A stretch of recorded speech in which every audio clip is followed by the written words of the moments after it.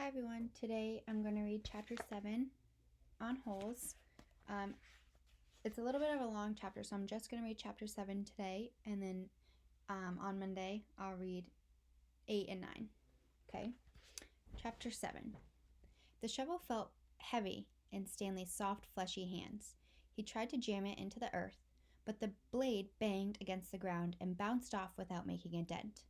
The vibrations ran up the shaft of the shovel and into Stanley's wrist, making his bones rattle. It was still dark. The only light came from the moon and the stars, more stars than Stanley had ever seen before. It seemed he had only just gotten to sleep when Mr. Pendenski came in and woke everyone up.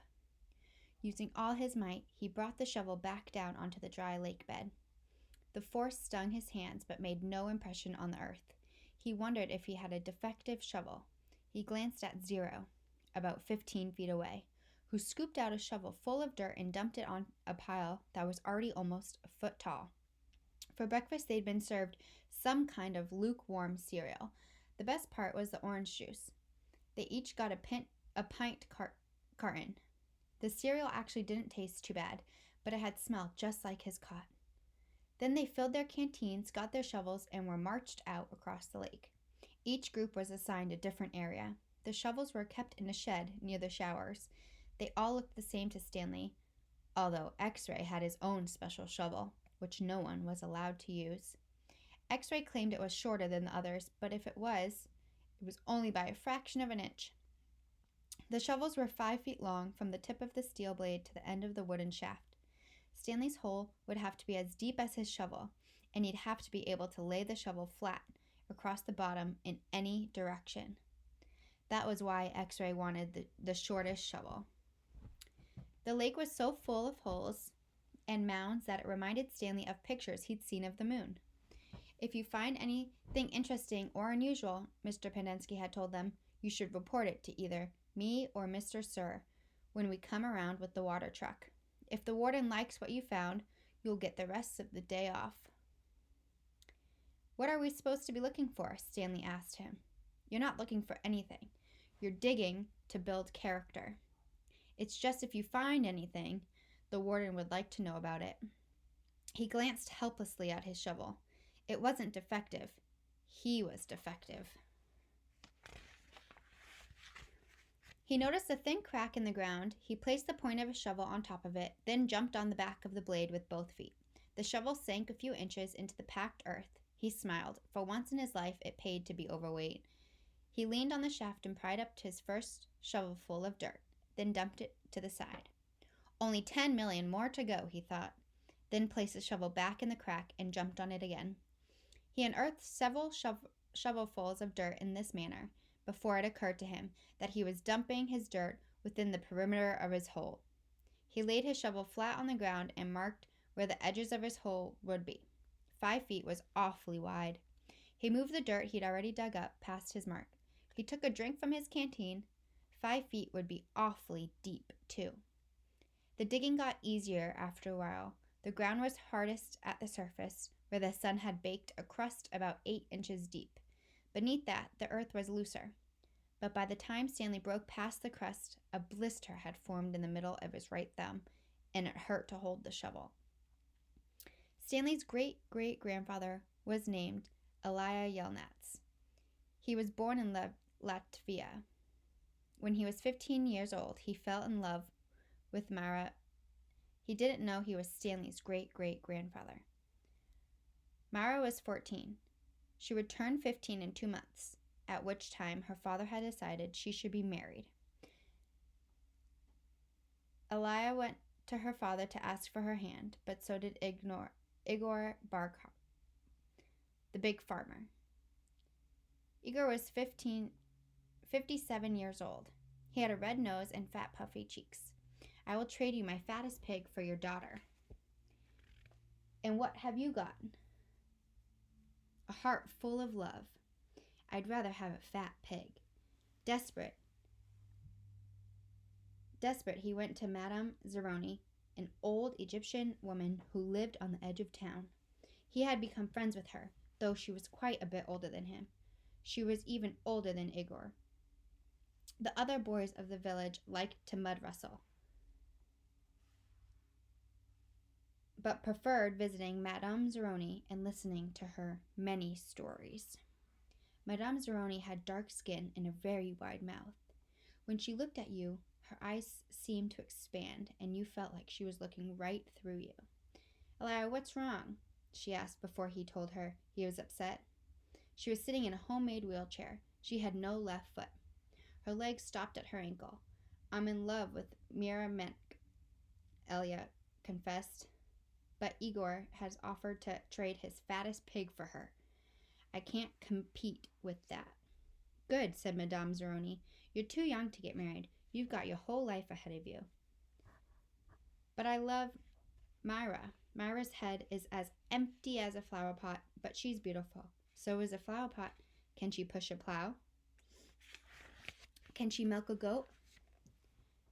No, she is too delicate. Can she have an intelligent conversation? No, she is silly and foolish. Will she take care of you when you are sick? No, she is spoiled and will only want you to take care of her. So she is beautiful. So what? Madame Zeroni spat on the dirt. She told Elia that he should go to America, like my son. That's where your future lies. But Elia would hear none of that. He was 15, and all he could see was Myra's shallow beauty. Madame Zeroni hated to see Elia so forlorn. Against her better judgment, she agreed to help him. It just so happens my sow gave birth to a litter of piglets yesterday, she said. There is one little runt whom she won't suckle. You may have him. He would die anyway. Madame Zeroni led Elia around the back of the house where she kept her pigs. Elia took the tiny piglet, but he didn't see what good it would do him. It wasn't much better than a rat. He'll grow, Madame Zeroni assured him. Do you see that mountain on the edge of the forest? Yes. On the top of the mountain, there's a stream where the water runs uphill. You must carry the piglet every day to the top of the mountain and let it drink from the stream. As it drinks, you are to sing to him. She taught Elia a special song to sing to the pig. On the day of Myra's 15th birthday, you should carry the pig up the mountain for the last time. Then take it directly to Myra's father. It will be fatter than any of Igor's pigs. If it is that big and fat, how will I be able to carry it up the mountain? The piglet is not too heavy for you now, is it? Of course not. Do you think it will be too heavy for you tomorrow? No. Every day you will carry the pig up the mountain. It will get a little bigger, but you will get a little stronger. After you give the pig to the father, I want you to do one more thing for me. Anything. I want you to carry me up the mountain. I want to drink from the stream, and I want you to sing the song to me. Madame Zeroni warned that if he failed to do this, he and his descendants would be doomed for all eternity. At the same time, he thought nothing of the curse. He was just a 15-year-old kid, and eternity didn't seem much longer than a week from Tuesday. Besides, he liked Madame Zeroni and would be glad to carry her up the mountain. He would have done it right then and there, but he wasn't yet strong enough. Stanley was still digging. His hole was about 3 feet deep, but only in the center. It sloped upward towards the edges. The sun had only just come up over the horizon, but he already could feel its hot rays against his face. As he reached down to pick up his canteen, he felt a sudden rush of dizziness and put his hands on his knees to steady himself.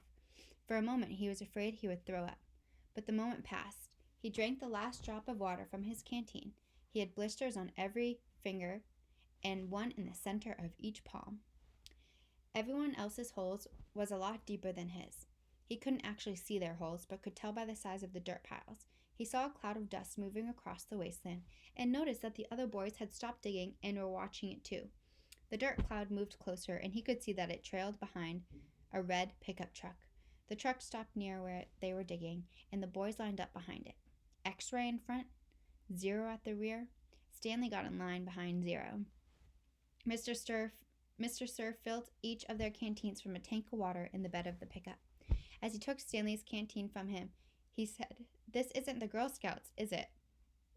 Stanley raised and lowered one shoulder. Mr. Cerf followed Stanley back to his hole to see how he was doing. "You better get with it," he said, "or else you're going to be digging in the hottest part of the day."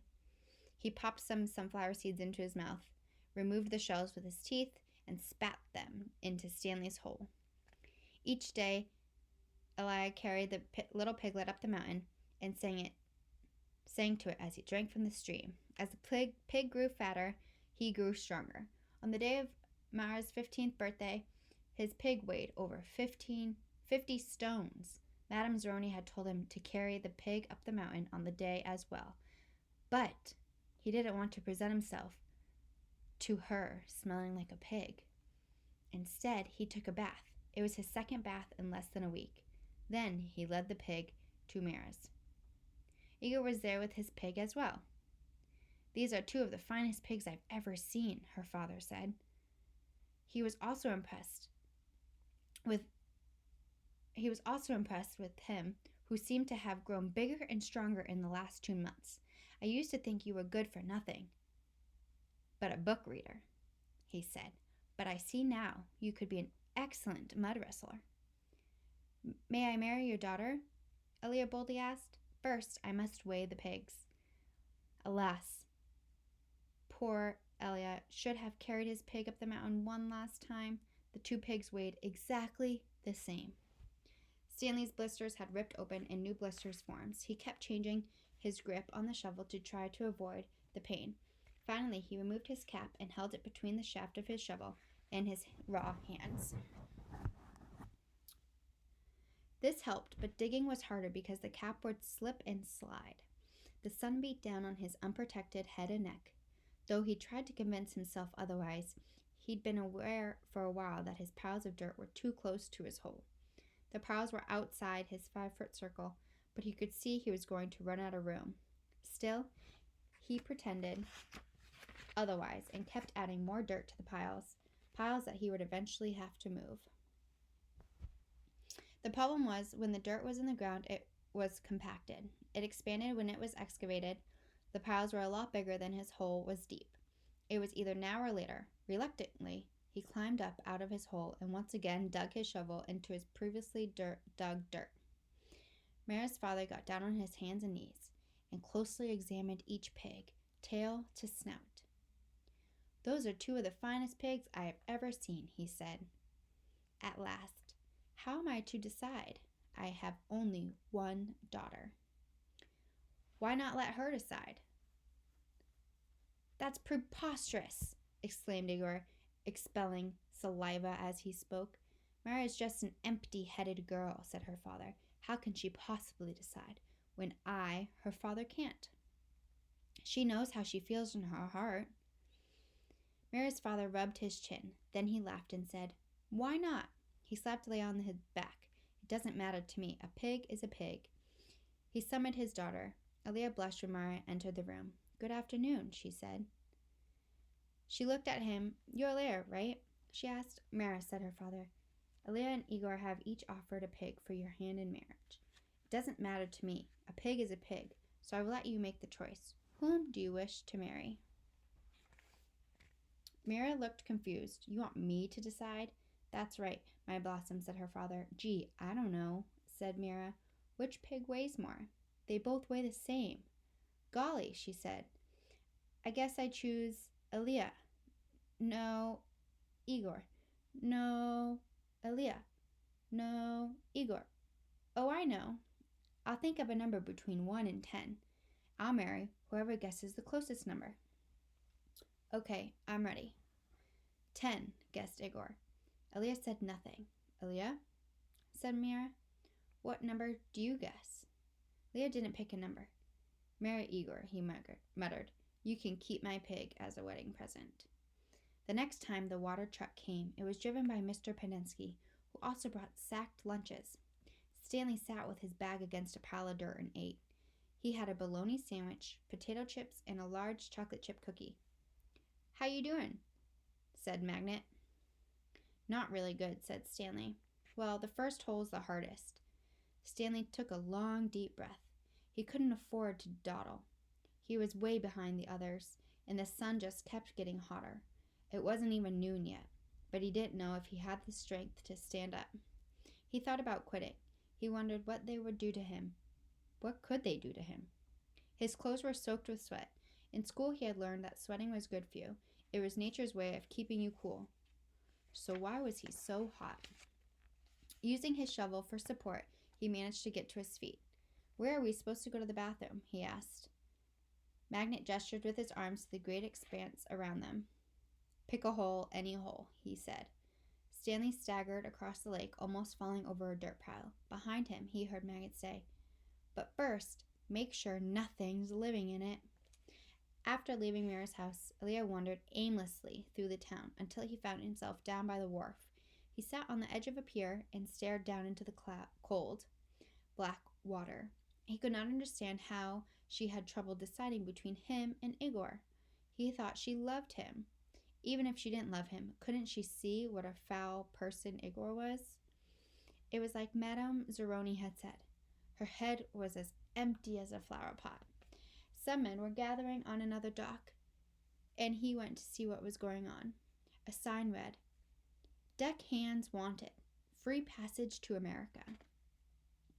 He had no sailing experience, but the ship's captain signed him aboard. The captain could see that Elia was a man of great strength. Not everybody could carry a full-grown pig up the side of a mountain. It wasn't until the ship had cleared the harbor and was heading out across the Atlantic that he suddenly remembered his promise to carry Madame Zeroni up the mountain. He felt terrible. He wasn't afraid of the curse. He thought that was a lot of nonsense. He felt bad because he knew Madame Zeroni had wanted to drink from the stream before she died. Zero was the smallest kid in Group D, but he was the first one to finish digging. "You're finished?" Stanley asked. Zero said nothing. Stanley walked to Zero's hole and watched him measure it with his shovel. The top of his hole was a perfect circle, and the sides were smooth and steep. Not one dirt clod more than necessary had been removed from the earth. Zero pulled himself up to the surface. He didn't even smile. He looked down at his perfectly dug hole, spat in it, then turned and headed back to the camp. Zero's one word, "Dude," said Zigzag. Stanley would have laughed, but he didn't have the strength. Zigzag had to be the weirdest dude Stanley had ever seen. He had a long skinny neck and a big round head, with wild frizzly blonde hair that stuck out in all directions. His head seemed to bop up and down on his neck, like it was on a spring. Armpit was the second one to finish digging. He also spat into his hole before heading back to the camp. One by one, Stanley watched each of the boys spit into their hole and return to the camp. Stanley kept digging. His hole was almost up to his shoulders, though it was hard to tell exactly where ground level was because his dirt piles completely surrounding the hole. The deeper he got, the harder it was to raise the dirt up and out of the hole. Once again, he realized he was going to have to move the piles. His cap was stained with blood from his hands. He felt like he was digging his own grave. In America, Elia learned to speak English. He fell in love with a woman named Sarah Miller. She could push a plow, milk a goat, and most important, think for herself. She and Elia often stayed up half the night talking and laughing together. Their life was not easy. He worked hard, but bad luck seemed to follow him everywhere. He always seemed to be in the wrong place at the wrong time. He remembered Madame Zeroni telling him that she had a son in America. He was forever looking for him. He'd walk up to complete strangers and ask if they knew someone named Zeroni, or had ever heard of anyone named Zeroni. No one did. He wasn't sure what he'd do if he ever found Madame Zeroni's son anyway. Carry him up a mountain and sing the pig lullaby to him? After his barn was struck by lightning for the third time, he told Sarah about his broken promise to Madame Zeroni. "I'm worse than a pig thief," he said.